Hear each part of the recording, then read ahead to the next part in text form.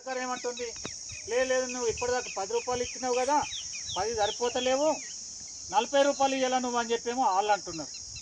ఇవ్వగలుగుతాడా? పాత పద్ధతులే నడిపించడం కష్టమవుతుంది. ఇంకా నువ్వు 40 రూపాయలు కట్టు అంటే ఏడికెళ్ళి కడతాడు ఈయన?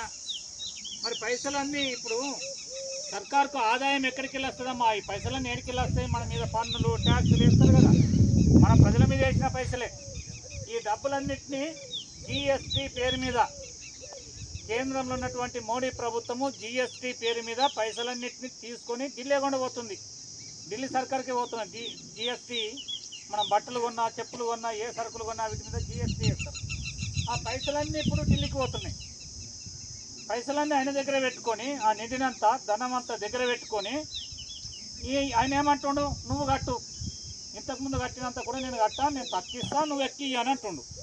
మరి ఈ పైసలన్నీ ఉండబోయేది నువ్వు అవుతుంది, నా దగ్గర ఏడున్నాయనేమో ఈయన బట్టి.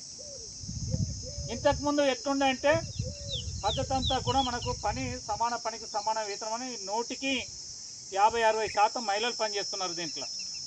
ఇది ఎందుకు వచ్చింది ఈ చట్టము అంటే, ఇదే యంత్రాలు వచ్చి పని లేక అందరూ పట్టణాలకు వలసపోతే ఎట్లా, పట్టణాలలో పోతే కూడా పట్టణాలలో కూడా సరిగా సౌలతులు ఉన్నాయి. అందరం పట్టణాలకు పోతే ఆడ ఉన్నోళ్ళకే ఇండ్లు లేవు, కిరాయి ఇళ్ళల్లో ఉండాల, ఆడ నీళ్ళ వసతి ఏర్పాటు చేయాల, రోడ్లు ఉండాల, మోరీలు ఉండాల, అన్ని సౌకర్యాలు ఏర్పాటు చేయాలంటే పోయిన మందికి అందరికీ ఆడ ఉన్నోళ్ళకే లేవు. మనం అందరం పట్టణాలకు పోతే పట్టణాల్లో ఏడే సౌలతులు కల్పిస్తారు? అది కూడా కష్టమే కదా. అందుకని చెప్పి దాన్ని ఆపతందుకే ఎక్కడికక్కడ గ్రామాలలో ఉండాలని చెప్పి ఉండతందుకు ఏర్పాటు చేసింది ఉపాధి హామీ పని. ఏదో అప్పుడు 100 అయితే 100, ఇంతైతే ఇంత, ఛాయ్కో నీళ్ళకో గంజికో గడకో అయితే అని చెప్పి మనం ఇక్కడనే పని చేసుకొని ఏదో బతుకుతున్నాం, వచ్చిన పైసలతో ఏదో నడిపిస్తున్నాం మనం. ఇప్పుడు మళ్ళీ 300 రూపాయలు పెరిగింది. 300 కూడా సరిపోవు మనకు. ఎందుకు సరిపోవు అంటున్నాం అంటే, ఢిల్లీ సర్కారే చెప్పింది.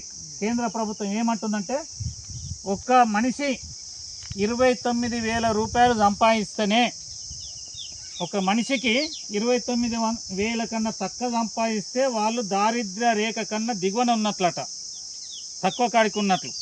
అంటే గరీబుల కన్నా కింది వాళ్ళం అన్నట్లు, కిందికి అయినట్లు. కానీ మనం వాళ్ళకన్నా 29,000 రూపాయలు సంపాదిస్తున్నాం మన నెలకు. మనం వాళ్ళమన్నమ్మ మన ఇళ్ళల్లో వాళ్ళకి నస్తున్నాయా? వాళ్ళకి వస్తలేవు కదా.